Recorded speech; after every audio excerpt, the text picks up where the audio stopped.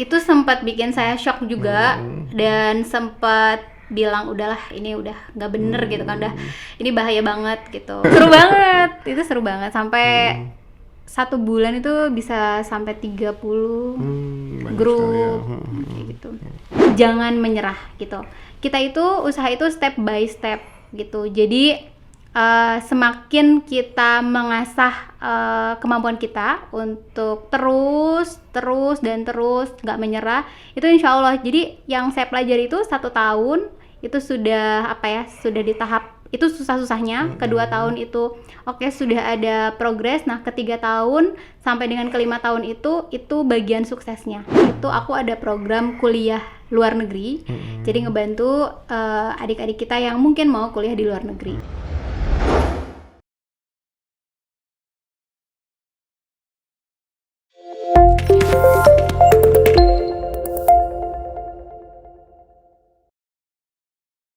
Assalamualaikum warahmatullahi wabarakatuh. Wilujeng morning, Sobat BM. Dalam sebuah riset, Bank of America menyebutkan bahwa 81% generasi milenial lebih memilih menggunakan uangnya untuk traveling dibandingkan menabung. Ini fakta menarik yang kemudian membuka peluang untuk para pengusaha untuk membuka usahanya di bidang traveling. Nah, di samping saya sudah hadir pengusaha muda, Mbak Awalia Maulina. Apa kabar? Alhamdulillah baik. Sehat ya? Iya, alhamdulillah sehat. Nama travelingnya Traveling G ya? Iya, nama travelingnya Traveling G. Itu memang khas Serang atau ada arti lain? Sebenarnya sih awalnya memang kita pilih G karena khas Serang banget, dan memang saya lahir di Serang, asli wong Serang banget. Nah, setelah itu ternyata ada teman juga yang kebetulan kuliah di Jerman, dia bilang, wah pas banget nih namanya G. Loh kenapa? Gitu ya? G itu kayak artinya di bahasa Jerman itu adalah semacam pergi gitu, pergi yang agak semacam jauh pergi, seperti agak itu. jauh. Jadi cocok ya? Iya, cocok banget. Mbak Maulina dulu kuliah di mana ya? Saya sempat kuliah di Korea, Korea Selatan ya Kak, bukan Korea Utara. Kalau Korea Utara saya mungkin nggak bisa balik. Bisa balik ya. Iya, dulu sempat di tahun 2014 sampai dengan tahun 2016 itu saya dapat double degree program dari pemerintah Korea, dari kampus Universitas Korea dan dari Kementerian Pendidikan Beasiswa Unggulan. Luar biasa. Kalau gitu disapa dulu anak muda Sobat BM pakai bahasa Korea. Annyeonghaseyo 여러분. 잘 지냈어요? Luar biasa. Oke, Mbak Lina ya. Mbak Lina tertarik buka usaha di traveling. Waktu itu awalnya gimana tuh, bisa diceritain nggak? Ya, jadi sebenarnya saya udah bosen banget jadi karyawan, karena setelah saya lulus SMA itu saya kuliah sambil bekerja, itu kurang lebih 6 tahun, dan saya bilang setelah lulus S2 saya bilang kayaknya saya nggak mau jadi karyawan lagi deh, gitu ya. Jadi saya pengen cari sesuatu yang lebih beda, ya. Akhirnya saya memutuskan untuk ya udah deh buka usaha aja gitu. Dan kebetulan juga saya itu susah move on dari negara Korea, gitu ya. Bukan karena opa-opanya ya. Kalau anak sekarang susah move on Korea itu karena K-popnya, karena K-dramanya gitu ya. Kalau saya memang karena kebudayaannya, terus karena juga sudah dekat dengan beberapa teman di sana gitu. Jadi agak susah untuk move on dari Korea. Akhirnya saya pikir apa ya sesuatu yang bisa membuat saya pulang dan pergi. Bisa kesana terus gitu. Ya, betul sekali. Dan ini relate tuh sebenarnya buat anak-anak muda sekarang ya di Indonesia, karena banyak sekali mereka yang suka yang ke Korea-Koreaan lah gitu. Betul. Saya punya pengalaman juga, pernah beberapa tahun yang lalu juga ke Korea gitu. Dulu karena belum pernah ke sana, bayangan saya datang ke tempat yang asing gitu. Tapi mulai dari ruang tunggu di pesawat sampai di bandara Incheon Seoul ya, di lorong itu saya banyak ketemu sama orang-orang yang wajahnya wajah Indonesia, bahasanya bahasa Melayu juga gitu. Betul, Nah, ini betul, fakta betul. yang menarik. Nah, ini juga mungkin salah satu latar belakang Mbak Lina juga melihat peluang itu ya untuk Ya, buka- betul sekali. Karena memang sekitar di tahun 2016 atau 2017 itu kan K-pop benar-benar menjamur banget.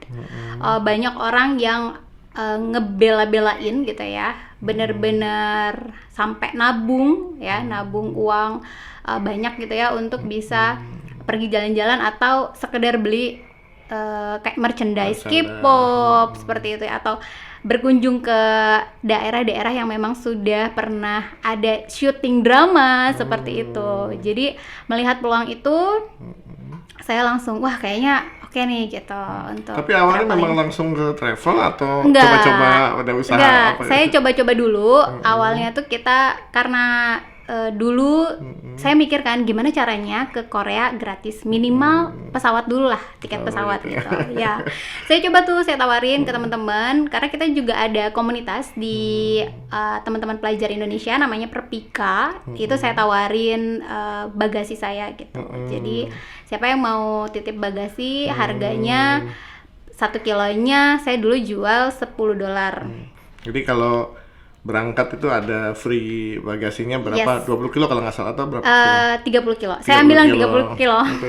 Dari 30 kilo kan nggak dipakai semua tuh. Yes, sama- betul. Nah, yang kosongnya itu dijual ke yang Iya. lain lah istilahnya. Iya, jadi itu bisa nutup uang pulang dan pergi gitu. Biasanya itu selalu penuh ya? Selalu penuh. Nah, akhirnya berjalannya waktu itu justru malah untung. Gitu. Jadi saya siasatin bukan cuma titip bagasi, akhirnya just tip. Karena kalau dari just tip itu kita bisa ambil untung. Lebih ada marginnya. Ya betul, lebih ada marginnya. Nah, kemudian meningkat ke travel agent itu belajar di mana itu?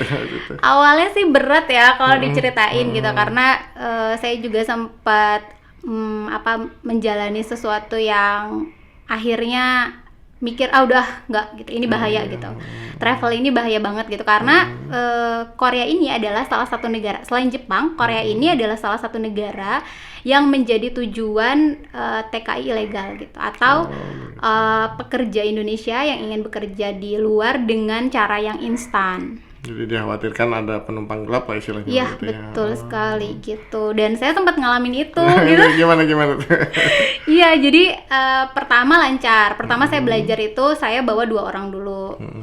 Bawa 2 orang. Itu sebenarnya open trip sih, saya bukanya open trip. Dapat 2 orang, ya udah saya berangkat aja karena kan tiket pesawat juga gratis gitu kan dari bagasi gitu. Jadi saya sambil belajar gitu. Nah, akhirnya di perjalanan itu mulus untuk yang pertama. Nah, yang kedua ini itu sempat ada yang kabur, Kak. Kabur. Iya, gitu. Terus itu gimana antisipasinya, maksudnya? Jadi prosesnya pada saat kabur itu sempat bikin saya shock juga dan sempat bilang udahlah ini udah nggak bener gitu kan, udah ini bahaya banget gitu, karena memang awal-awalnya tuh berangkat dengan normal. Nah, ketika kita pulang ke Indonesia, itu kan kita naik ada kereta cepat dari Seoul menuju Incheon. Nah, di kereta cepat itu ternyata orang ini kabur di stasiun yang lain. Gitu. Turun gitu ya? Turun ya, jadi dia turun di stasiun yang lain. Akhirnya saya cari, karena saya bingung kan, karena si kereta cepat itu tidak langsung dari Seoul ke Incheon gitu. Jadi dia ada beberapa pemberhentian.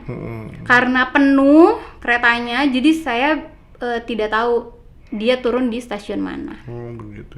Itu ada efek kalau misalnya sampai nggak balik gitu orangnya? Ya pasti. Nah, karena Penalti memang karena ada penalti. Jadi gini, sebenarnya pemerintah Korea sendiri sudah tahu gitu ya masalah yang dihadapi oleh traveler yang nakal gitu ya. Dalam arti kata dia bilang traveling, tapi ternyata sampai Korea tidak traveling. Tujuannya berbeda gitu ya. Jadi mengantisipasinya memang dia memberikan penalti untuk travel agent, yaitu sekitar 6 bulan sampai dengan 1 tahun itu benar-benar tidak bisa memberangkatkan traveler ke Korea Selatan. Kasarnya di blacklist lagi. Ya, di blacklist selama 6 tahun, 6 bulan sampai dengan 1 tahun. Begitu. Nggak bisa usaha ya.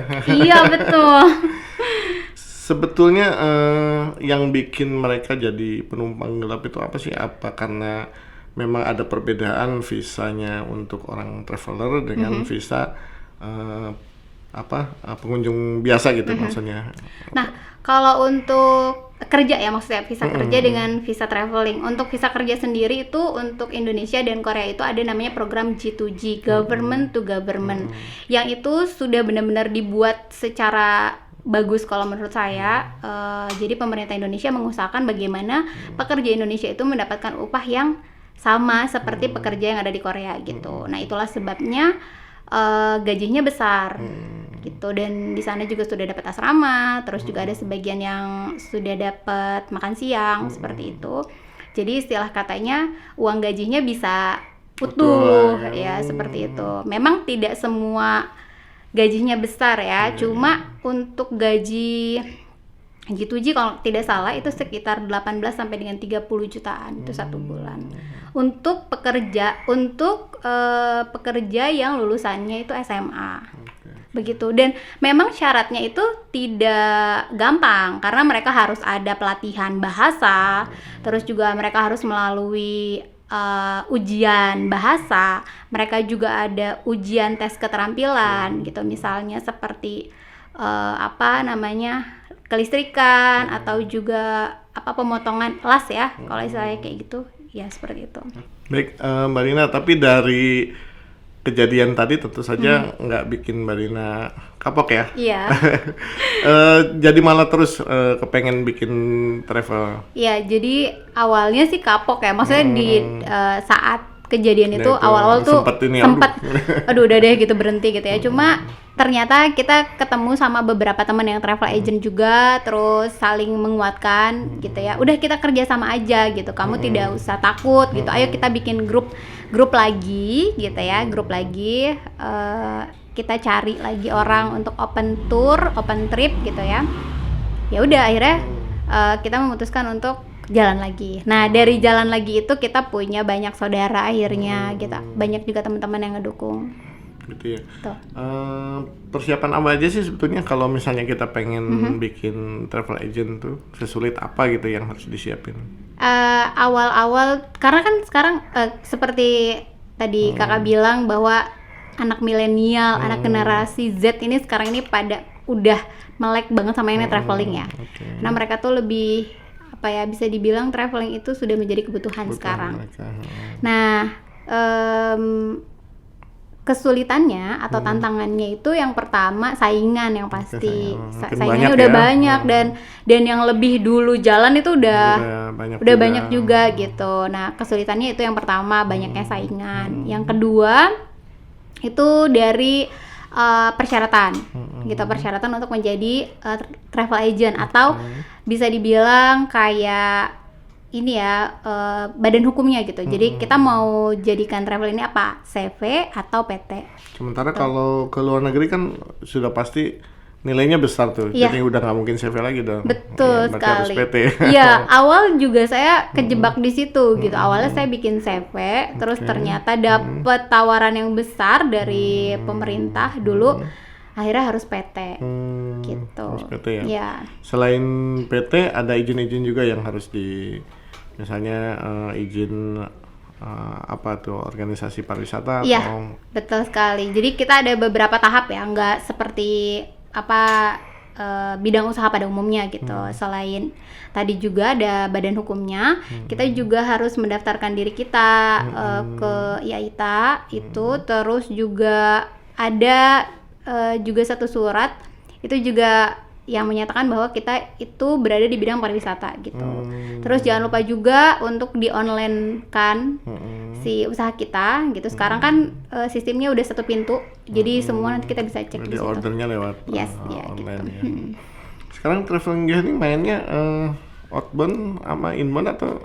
Kita outbound. Outbound ya, Iya. jadi justru malah luar negeri yang diambil. Iya, ya. betul. Dalam negeri enggak nih? Dalam negeri sebenarnya pengen banget ya.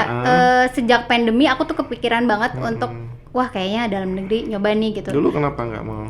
Pertama karena luar negeri lebih menjanjikan, bukan nggak cinta Indonesia ya, bukan nggak cinta Indonesia. Pertama sebenarnya saya punya keterbatasan waktu itu memang kesempatan saya belajar di luar negeri, begitu. Terus ada kesempatan untuk bisa mempelajari itu tanpa harus saya keluar modal. gitu. oke. Ya, karena kan dulu belajar sambil juga saya dapat uang gitu. Tapi memang profitnya juga janji ya kan? Yes, betul sekali, Pak. Nah, Kalau di dalam negeri apa kendalanya? kalau di dalam negeri itu yang saya lihat pertama agak susah untuk menghitung kos pasti. Gitu. Begitu, iya. Banyak biaya yang tidak terduga. Ya, atau? betul. Banyak biaya yang tidak terduga. Kadang-kadang ada beberapa kayak di jalan gitu kan, ada pungutan apa seperti itu yang kita repot itu ya. kadang nggak terduga gitu. Tapi kalau soal izin outbound sama inbound nggak berbeda atau maksudnya? Nggak beda jauh sama. Jadi artinya kalau kapan-kapan mau ngambil inbound juga bisa ya? Bisa. Itu sudah satu paket perjalanan gitu. Lebih gampang mana bikin program jualnya program paket atau misalnya sesuai request customer? Paket itu berarti kita yang grup besar ya. Iya. Kayak jadi ya ada paket yang grup besar, ada kalau custom berarti dia private tour. Sebenarnya masing-masing sendiri punya kekurangan dan kelebihan ya, betul. Nah, kalau misalnya untuk yang grup tour itu sendiri, untuk kekurangannya untungnya sedikit gitu ya? untuk satu orang untungnya sedikit gitu. Jadi kita harus mengolektif banyak orang, lebih banyak orang untuk mendapatkan untung yang lebih besar gitu. Tapi kalau misalnya yang private tour itu untungnya lebih besar, cuma memang sedikit orangnya yang berangkat gitu ya bedanya. Iya. Tapi ngurusnya lebih repot yang banyak kan sebenarnya. Iya. Karena keinginannya juga lebih Iya, lebih betul. banyak ya. Oke. Kadang kita juga nggak bisa menjamin mereka akan komentar apa ya ke kita, karena kan banyak orang. Untuk destinasinya nih, misalnya Korea, Jepang, Turki itu nggak otomatis ya kalau udah bisa ke Turki bisa juga ke Jepang, harus diurus masing-masing negara ya, maksudnya semacam izin. Ya. Oh, artinya kalau misalnya traveling G ini belum dapat izin usaha di Korea, enggak. Bisa ya, itu tetap bisa, ya? itu bisa. Ah, Kita bisa yang namanya kita ada namanya konsorsium gitu. Konsorsium program yang memang itu nanti kita bisa langsung bekerja sama dengan negara yang mau kita tuju. Gitu. Ya. Ada ya di sana juga ya, Ada. mungkin kayak semacam travelingnya juga tapi Ya. yang lokal di sana. Betul, dan sudah ada kayak semacam organisasinya begitu yang mengatur paket-paket tour. Oke. Nah, bicara soal harga nih, rata-rata kan kalau travel agent pasti harga tiket pesawatnya yang lebih murah, gitu, hotelnya lebih murah dibandingkan misalnya kita pesan sendiri. Itu gimana itu tipsnya atau maksudnya triknya supaya dapat harga yang lebih murah itu memang ada kontrak atau? Iya, biasanya kita ada kontrak. Jadi dalam 1 tahun itu kita diberikan kuota. Kalau misalnya mau harga flat segini, misalnya gitu ya, per sekali pesan harus sekian orang. Terus dalam 1 tahun itu memenuhi kuotanya tuh harus berapa orang, seperti itu. Sama Jadi halnya. ada kontrak ya, ada kontrak. Kemudian ada kesepakatan juga kita targetnya berapa. Dari yang kita bicarakan tadi, kan sempat booming nih ya. Sayang sekarang sudah pandemi gitu. Pernah merasakan yang paling membahagiakan lah istilahnya waktu usaha traveling? Ya, paling bahagia banget tuh di tahun 2019 karena itu benar-benar ibarat kata lagi bener-bener banyaknya ya, rame-ramenya orang. Seru ya? Seru banget, itu seru banget sampai 1 bulan itu bisa sampai 30 grup gitu. Luar biasa. Sayang kena pandemi ya. Ya, dan rontok semua. shock saat pandemi di awal 2020. Tapi mengantisipasi itu gimana? Maksudnya untuk mengisi kekosongan traveling sekarang punya program apa? Ya, sama seperti mungkin travel agent yang lain, kita pasti nggak bisa ngapa-ngapain gitu ya. Dalam arti kata ya, mau tidak mau kita harus cari alternatif lain. Itu aku ada program kuliah luar negeri, jadi ngebantu adik-adik kita yang mungkin mau kuliah di luar negeri, seperti itu. Baik jalur beasiswa ataupun jalur yang mandiri. Untuk jalur beasiswa sendiri kita ada free untuk pendampingan, dan untuk jalur mandiri itu berbayar karena memang prosesnya pun berbayar. Mbak seperti Lina itu. nyiapin 2 program satu untuk beasiswa, yang satunya untuk yang komersilnya Betul berbayar. sekali. Nah itu apa aja isi programnya? Untuk program yang sosial kita adakan di scholar.indo. Untuk program yang komersialnya kita ada di kuliah luar negeri. Seperti itu. Lewat internet ya? Ya, Juga betul. semua. Pesertanya banyak? Pesertanya alhamdulillah banyak banget. Banyak Ya, sekarang sudah 7.300. 7.300. Semua? Ya, Semua. Semua. Lebih banyak mana yang? lebih banyak yang sosial. Yang sosial. Ya. Yang sosial berapa, Pak? Yang sosial ini totalnya mungkin kalau dijumlahin 10 ribuan ya. Luar 10 biasa. ribuan ya. Itu apa aja isinya? Maksudnya seminggu berapa kali nge-Zoom? Mungkin kan daring ya? Betul sekali, betul daring. Kita ada program pendampingan itu ada tergantung kebutuhan urgentnya. Nah, kan kalau beasiswa itu dibuka setiap tahun itu tiap negara berbeda. Misalnya ada yang bulan Februari, ada yang bulan September, ada yang bulan Agustus gitu. Nanti kita dari grup besar kita tarik lagi ke grup kecil seperti itu untuk persiapan lebih dalam gitu. Di antaranya ada kelas bahasa kita, terus juga ada pembuatan esai, studi plan, terus juga ada persiapan wawancara, persiapan berkas dan lain-lain seperti itu. Tapi alhamdulillah ya respon banyak ya dari baik yang komersil maupun yang Betul. beasiswa. Alhamdulillah banyak, alhamdulillah. Diganti sama yang komersil. Iya. Luar biasa. Melihat forecastingnya nanti di tahun ini kelihatannya masih berat ya. Tapi kira-kira rencana dari Traveling maksudnya sudah estimasi ini ancang-ancang mau jalan kapan nih? Kita ada tabungan tour sebenarnya karena saya susah untuk berpaling dari traveling ya. Dari usaha ini gitu. Jadi saya bertahan dari awalnya banyak karyawan sampai sekarang jadi Dikurangin slim gitu ya. ya. Lebih langsing gitu ya Iya. karyawan kami seperti itu. Jadi kita ada program namanya tabungan traveling yang rencananya sih tahun 2022 awal kita mau berangkat. Pesertanya sebenarnya sudah ada. Sudah Cuma ada pesertanya. Tertunda gara-gara Betul. ada pandemi itu ya. Iya. Luar biasa, mudah-mudahan cepat. Amin. Terus selain itu melihat karakter anak muda sekarang nih, menurut Mbak Lina gimana nih? Mereka dibandingin dulu Mbak Lina waktu buka usaha, ada bedanya nggak mereka sekarang dengan yang Mbak sekarang? Apa sekarang pengennya doang yang gede tapi usahanya kurang atau gimana? Coba bisa. Nah, kalau saya lihat sih ini tren-tren anak muda sekarang ini kebanyakan orang-orang lihat influencer ya. Influencer, terus juga banyak orang lihat yang hal-hal yang wahnya aja dari seseorang tanpa mereka melihat bahwa Prosesnya dulu tuh kita prosesnya tuh panjang, prosesnya tuh nggak gampang, nggak mudah seperti itu. Jadi kebanyakan pengennya instan sih kalau menurut aku gitu. Gitu ya. Jadi harusnya mereka juga kalau mau sukses lihat gimana cara nyampe suksesnya itu ya. Betul. Nah untuk itu juga Sobat BM kenapa ada rubrik CEO muda ini juga karena memang kita menghadirkan role model seperti Mbak Lina ini supaya ada contoh real dari dari program kita yang bisa diambil oleh anak-anak muda. Nah Mbak Lina, kita kembali ke dunia traveling lagi nih.